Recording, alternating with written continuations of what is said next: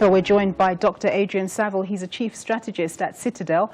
He's live at our JSE studios. Thanks very much for joining us, sir. Global markets appear to be moving sideways at the moment, although the JSE Aussie seems to be in positive territory. So what do you see as the main factors driving markets today? In the moment, you've got a bit of noise coming out of Asia with some fairly high volatility in currencies. I think the overarching theme, though, still remains the overflow, the residual of the shock election result of last week. But we've seen commodity prices run in anticipation of that. There's a bit of relief now coming into markets.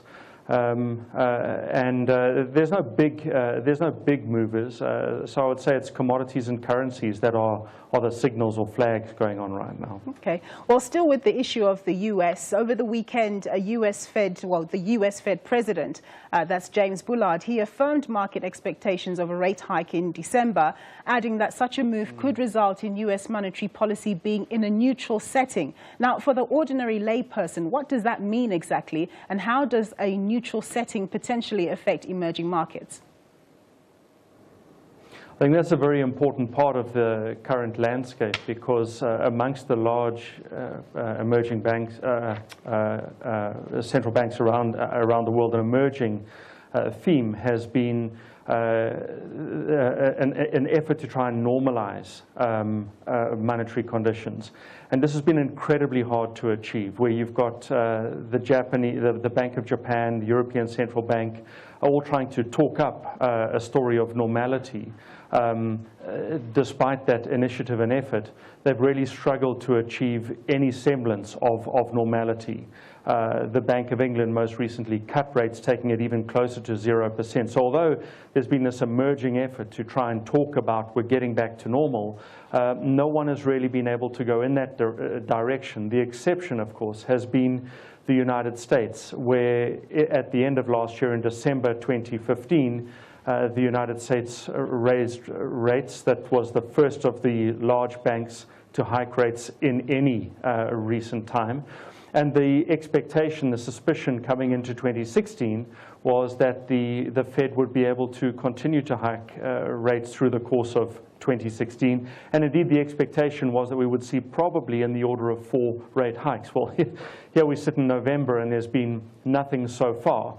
The expectation then, and this is the way capital markets have priced the Fed for December, is an overwhelming expectation that the Fed will, at long last, eventually, in the last meeting of the year, hike the US interest rate. And that, although it's a very small move, it's the tiniest possible move for the full year, it represents this move back to your reference, normality. And the normality is to get away from very low or negative or zero interest rates, what's become known as NIRP and ZIRP. And the US is in the lead in that charge. They're the only large central bank in a position to hike. And so I think it's important that this step is taken, because it represents that the world's most important, most influential economy at least is back in the business of normalizing interest rates. They've still got a long way to go. Okay, now I want to touch on to a commodity that touches all of us, and that's crude oil. OPEC has been talking for months about managing oil output and ultimately, obviously, the price. But it just seems to be talk and talk and talk. But they say that come end of November, when they meet again, they're going to come up with concrete solutions. When you look through the talk and the noise, how do you see the fundamentals of oil? And ultimately, what do you see the price trajectory as being? Because, of course, this is important for inflation, particularly for South Africa, for us locally, because we have been experiencing a lot of inflation. Oil is an important input beyond just the transport sector and your and my cars.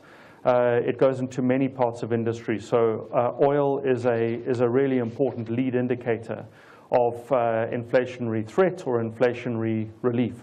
And of course, oil prices have been heading steadily higher over the course of this year. I don't see any prospect of oil going back remotely close to the types of levels we saw a few years ago when we were above $100 a barrel. Those were extraordinary circumstances and a set of conditions that simply doesn't look like it's possible to repeat any time in the immediate future. And so what that leaves us with then is trying to understand industry dynamics. And from the demand side of the industry, the most important influence is economic growth. And economic growth at the level of the world economy is modest. It's not buoyant. That suggests that the appetite from the demand side is likely to go modestly higher, but not spectacularly higher. And then, of course, on the supply side, you've had all types of structural changes that has started to loosen over the last decade or so OPEC's grip on the ability to manage world oil supply. And I'm thinking in particular of the likes of shale gas in the energy cluster. And that structure puts a floor and a ceiling in the order of 30 and 60. And although that's a very wide floor and ceiling, my overwhelming suspicion is that you can expect to see that type of price pattern in the foreseeable future, which means oil becomes an important but not influential driver of inflation in the very near future.